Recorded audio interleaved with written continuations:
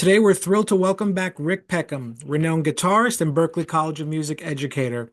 A previous guest on the podcast, Rick's here to talk about his book, Guitar Chords 101. It's a fantastic resource for guitarists of all levels. If you missed his first appearance, be sure to check it out. And I'm really looking forward to catching up with him and talking about the book. So, Rick, good to see you. Great. It's great to see you too, Abe. Thanks for having me on before and having me back on this occasion too. Oh, my pleasure. Well, if everyone could take a look and see what this book looks like, it's got a great cover on it. You can't miss it. Rick, writing a book is no small task, and you certainly have other books out as well. And this is really a transformative book too. So what's been the most fulfilling aspect of writing Guitar Chords 101? Yeah, well, there are a lot of, especially with the advent of YouTube, there are just so many confusing options for people to have. I think there are things that are very, very basic, and I think there are things that are very, very advanced. But as far as to have some kind of bridge between the basic and the advanced, and how do you really build on solid skills, I still think there's a lot of room for that, and that's sort of the niche that's been involved with coming up with this. So yeah, it's uh, I've been. This is really 20 years that I've been working on this course. The course went live online at berkleemusic.com in 2006, 2005. I was working on it, and yeah, this is sort of like the culminating moment of this. Yeah, I mean it's interesting that we're on the Rabbit Hole Sessions podcast because this book definitely it goes down the rabbit hole into, the mechanics and artistry of playing. What's the, ultimate goal? Once people are, have finished the course, finished the book, what do you hope for the guitarist to really take away and have in their playing? Well, I want people to be able to play good sounding chords, really. I mean, it sounds silly, but really good sounding chords. There are a lot of sort of dusty parts of a lot of people's chordal vocabulary, or even chords that they play every day. There are dusty bits of that. I mean, do you really mean that note, that note on the first string? Is that supposed to be on there? Do you want to be on it? It's really sort of playing with intent. And to me, it's good sounding chords with great note choices, with a good tone and balance, making it so if it's a four voice chord that you can hear Crosby, Stills, Nash, and Young. You hear all four of them with like you would have a balanced choir. And that's a tough one for a lot of people. And then of course, nothing means anything unless you're playing it with great time feel. So it's a big ask out of a book, but there are a lot of recorded examples of a great rhythm section. I'm demonstrating the stuff, and then I'm muted so people can get in there and do it themselves, and hopefully record themselves playing it, listen back. I mean, there's a great teacher I met a long time ago, Bill Dobbins, who said the recording machine is to the musician as the mirror is to the dancer. You listen to yourself, not just to admire yourself. And dancers don't look at themselves in mirrors to admire themselves. They are looking to see themselves as the audience sees them. To me, in this audio medium, um, I want people to, well, as I tell my students, when they're recording themselves with this, you should end up with a recording on whatever assignment you're working on, that you would have no problem charging somebody $500 for that recording. Even though it's an exercise, when you're sending a recording to somebody, to a stranger, they don't know who you are. They're not a family member. They're just listening. If the chords sound good, they sound good. If they don't sound good, they're not impressed and they're going to keep looking. Yeah, I don't think guitarists, realize how deep um the visualization goes when it comes to, looking at the neck, but it's also, it's definitely crucial for them to, develop the visualization skill instead of just relying on the static shapes. Yeah, I agree, and it's funny to hear somebody that's selling a chord book to talk about you shouldn't need a chord book to do this. But to me, yeah, that is the big thing, is relating one chord sound to another chord sound rather than just memorizing a whole bunch of these shapes to pop into your head. The idea is to make them malleable, to make it so that you can change from one to another. I don't know if this will work, but let me try this. This might be a rabbit hole sessions exclusive here. Let's see if I can pull this up. This is something I use in my online teaching, but this idea of, like if you're taking a six string voicing, and it's this is sort of like a drop three voicing with shapes on it. The root is on the bottom in this particular one, and there's the flat seven. If I wanted it to be the major seven, I would just go up on that string. The third is there again. This is one with a dominant seventh that I'm doing. So flat seven and three. That's the molecular center of the chord. The third and the seventh. But then, do you want a sharp five or a 13 or a flat five or a flat nine, a nine or a sharp nine? Any of those are, choices that are there. And this would represent, like 20 pages in a chord book. But if you can really, as you say, visualize this, you can just mix and match and make it so that you're kind of, just instead of just memorizing words, you're using vocabulary. Well, that's the yeah. If you're saying like, I'm wondering like, what does it sound like to go from the G13, and what does it sound like to go from the 13 to the five? On the B string, it's clear. It's not like you could just you know what it sounds like, but you also know exactly what you're playing as far as the upper structures and the colors and everything, and the way you would lay it out. You're giving the guitarist the we can explore moving from one to the other and like what do these actually sound like. It's actually a really great system. I sure hope so. It's worked before, and yeah, I've gotten a lot of good feedback over the years in this approach with the onliners from all over the world, and yeah, this a lot of them are actually picking up the book and using it as a review, and others are using it as an introduction to the approach in the first place.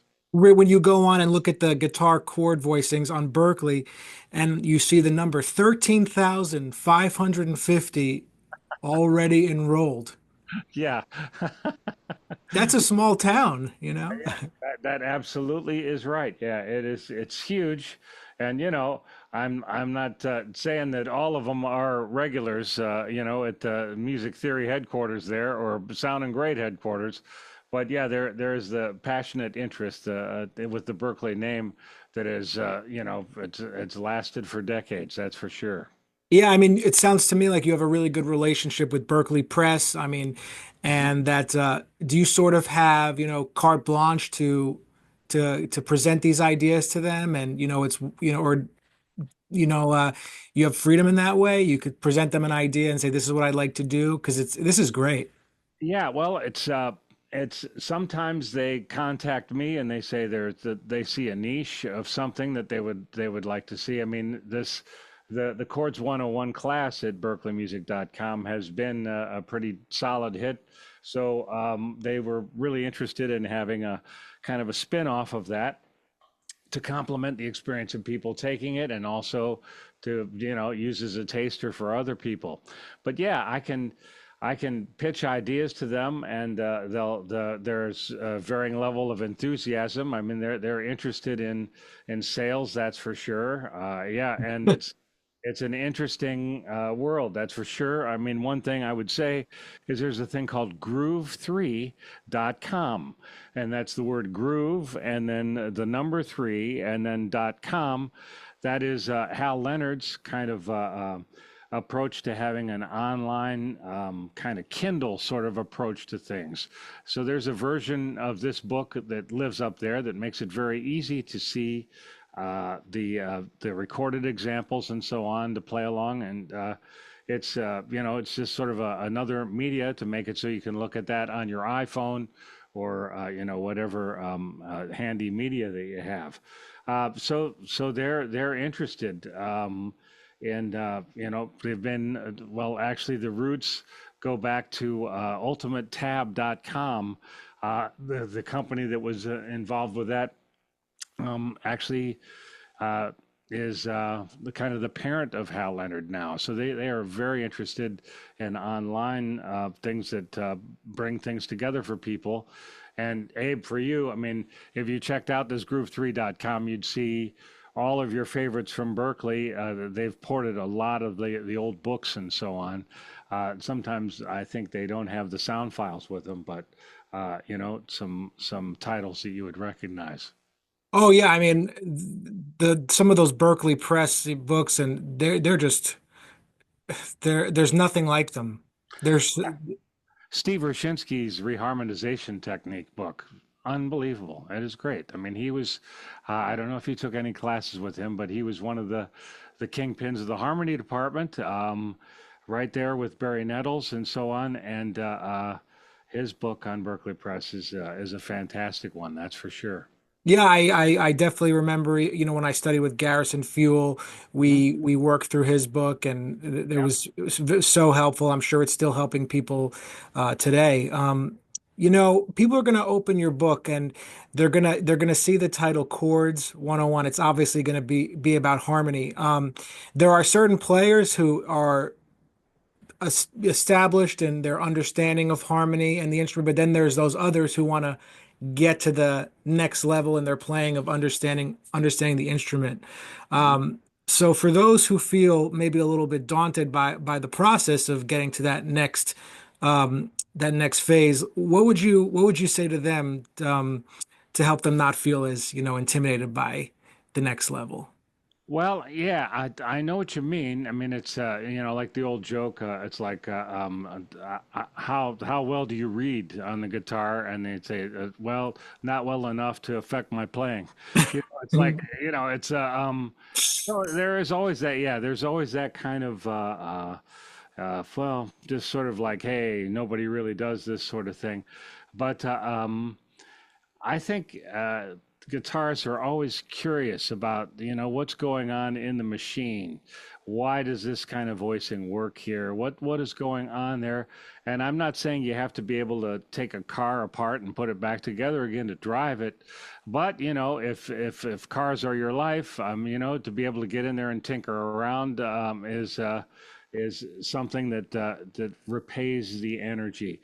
And what I would say is you practice theory like you practice the guitar. Really, I mean, and I'm not saying that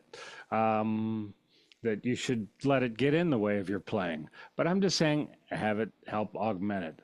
And Um, even so too, I mean, even though there are so many concepts in the book, a player could really draw from two or three ideas, work them through the keys, and that just becomes a part of the way, they approach chords. I mean, even if they take just a couple of things and really, you know, master them, that could become part of their concept.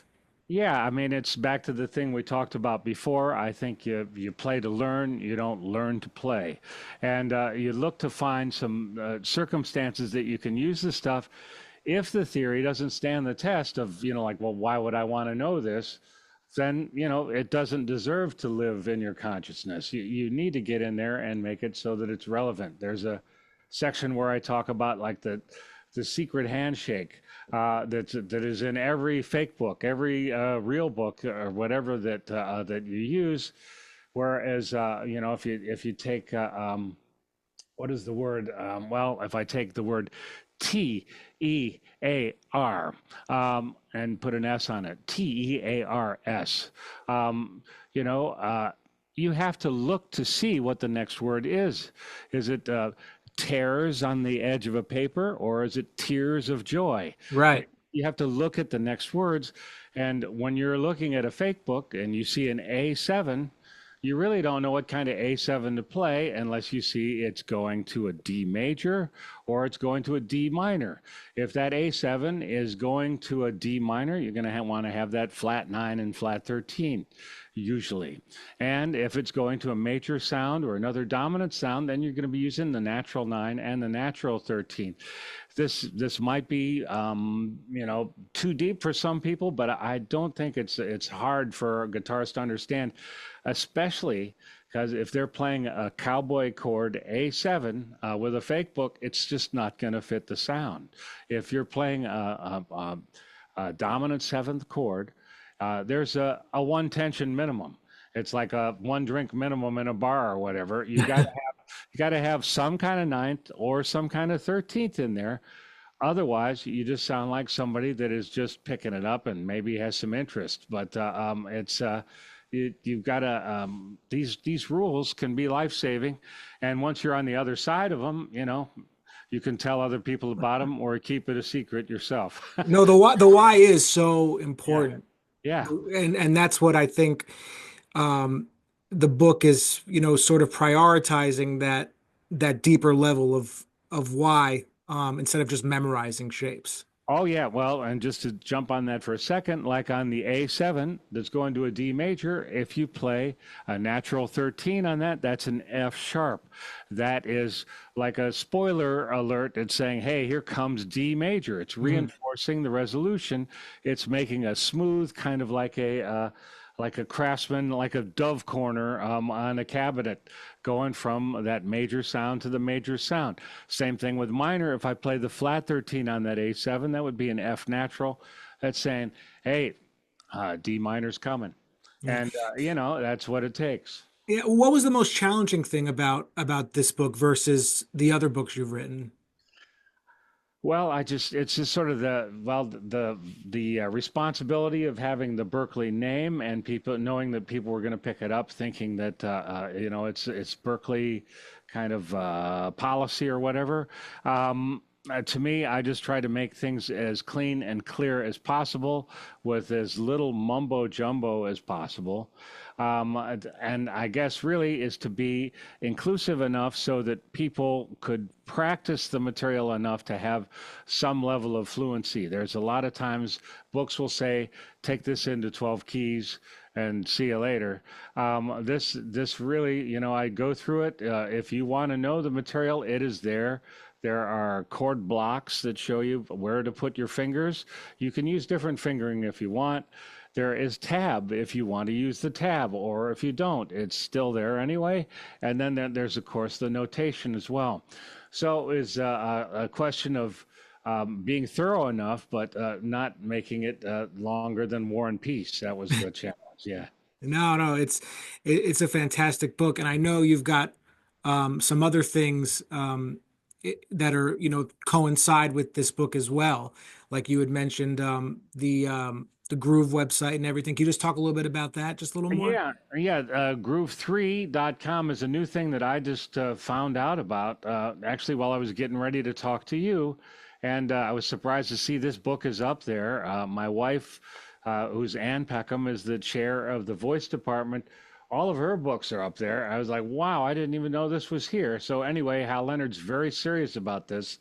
And other books I've done are on Kindle. I don't think Hal Leonard is doing that anymore. They're supporting this. There's also a thing called Coursera.org, and that is it's a free website that is involved with kind of introductions to different things, philosophy courses from Yale and Harvard and so on. But Berkeley's got some things up there as well. And yeah, the many people have done that. Tens of thousands of people have taken the one that says voicings up the neck. It's a guitar class that I have there. There are some others from Berklee people there as well. It's like a 5-week introduction that kind of goes along with this book as well. And then there's the 12-week course called Berklee Guitar Chords 101. That's the biggest tie-in where you work with me or other faculty who facilitate it. They listen to your examples each week and give you feedback, telling you what's going on, which is really, I mean, I think that is really the secret sauce to the success of the program. You're actually, you have to make that recording and send it off and know somebody with ears is going to be listening. Right. So there's going to be someone actually hearing what you're doing versus, it's there's not no AI that's Yeah. You can't fool somebody with this. Yeah, and what I'd say to the students at Berkeley, I mean, it's like, if you're playing a little bit out of tune or a little bit out of time, nobody's going to like it. I mean, your family might say that they like it, but they're lying. They lie to you all the time.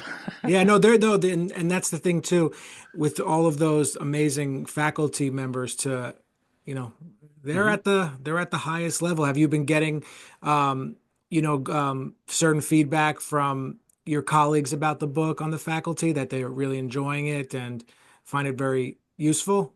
Yeah, I've been spreading it around the ones the faculty who are also teaching the course online. They really like it that it's all organized in one place. The other ones, well, to be honest, I mean, a lot of them just look at it and just shake their heads and say, "Wow, I don't know how you did all that stuff." Yeah, it's like it's it's a big lift, but I think it's clear, and it's sort of like it doesn't have to be sequential that you go through it. There, you could be running into particular challenges in a tune, and you just look through it and say, "Oh yeah, triads over bass notes. This is something I got to work on." And hopefully, people will find it as a constructive way to build those skills. Yeah, you can jump around in it, absolutely. Yep, that's right. Yeah, no, it's I'm so happy you got a you sent it to me, and I'm certainly exploring it as well as your other books and everything. So where can everybody pick up a copy of Guitar Chords 101?